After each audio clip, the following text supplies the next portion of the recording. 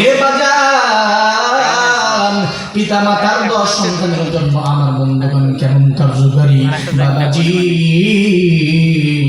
বিশ্বনবীর সাহাবী হযরতে আনাস রাদিয়াল্লাহু তাআলা আনহু এই হযরতে আনাস রাদিয়াল্লাহু তাআলা আনহু বিশ্বনবীর খেদমতে নিয়ে যেত মাঝে মাঝে মায়ের সঙ্গে আমার বন্ধুগণ দেখা করার জন্য যাইত বাবাজি এই হযরতে আনাস রাদিয়াল্লাহু তাআলা আনহু আমার বন্ধুগণ একদিন মায়ের সঙ্গে দেখা করার জন্য যখন নাকি বের হইছে আমার ভাইরা আমার বন্ধুগণ হযরতে আনাসের মা দূর থেকে নজর করে দেখতেছেন বেটা আনাস আসতেছে আনাসের মা নজর করে দেখে হযরতে আনাস আমার বন্ধুরে হাঁটি হাঁটি পা পা করে যখন নাকি আসতেছে বাবাজি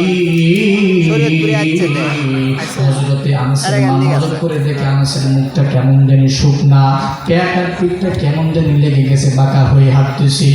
আমার বন্ধুগণ আপনি যখন ঢাকা থেকে আসবেন আপনি যখন বিদেশ থেকে আসবেন আমার বন্ধুগণ আপনার মা বাবা কিন্তু আপনার চেহারার দিকে তাকিয়ে থাকবে না জানি আমার সন্তান কোনো কিছু খাইছে নাকি আরে আমার সন্তানের কত জানি কষ্ট হয়েছে আমার বন্ধুগণ মা বাবা চিন্তা করে কি করে না আজ দেবেন করে কি করে না আমার ভাইরা রে আমার বন্ধুগণ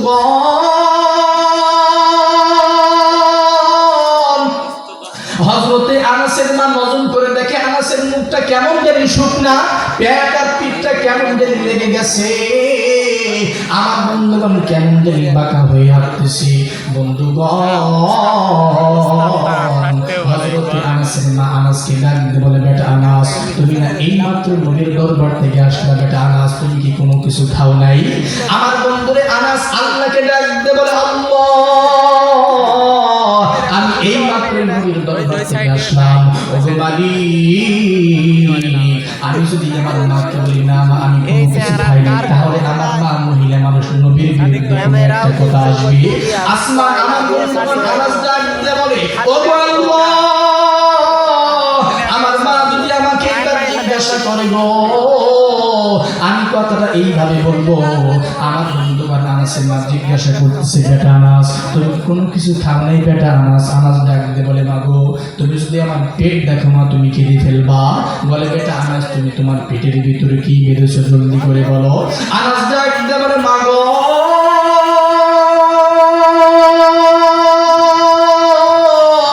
আমি আমার পেটের ভিতরে ছোট্ট ছোট্ট কয়েকটা পাথর বেঁধেছি আনাস ডাক দে বলে আনাসের মা ডাক দে বলে বেটা আনাস তুমি তোমার পেটের ভিতরে কেন পাথর বাঁধলা আনাস ডাক দে বলে মা আমি যখন নবীর দরবারে গেলাম আমি গিয়ে দেখি মা আমার নবী ছোট্ট ছোট্ট কয়েকটা পাথর বাঁধে আমি ডাক দে বলে ইয়া রাসূলুল্লাহ ইয়া হাবিবাল্লাহ নবী গো আপনি কেন পেটে পাথর বাঁধতেছেন নবী আমার ডাক দে বলেন আনাস রে ও আনাস আজ 2-3 দিন হয়ে গেল আমার বাড়ির চুলার ভিতরে কোনো আগুন জ্বলে না আমি খুবই ক্ষুধার্ত আনাস এই জন্য আমি আমার পেটের ভিতরে পাথর বেঁধেছি ও আনাস তুমি এই কথা কাউকে বলবা না আনাস ডাকতে বলে মা গো একটু আগেই বললাম নবী খাইলে আমি আনাস খাই নবী না খাইলে আমি না খায়া থাকি আমি যখন দেখেছি গো মা আমার নবীর পেটে পাথর বাঁধা তাই আমি আনাস পেটে পাথর বেঁধেছি আনাসের মা ডাক দেবারে বেটা আনাস তোমার কথার দ্বারা বোঝা যায় আমার নবী খুবই ক্ষুধার্ত ও আনাস তুমি তাড়াতাড়ি যাও আমার নবীকে এক সন্ধ্যা খানা দাও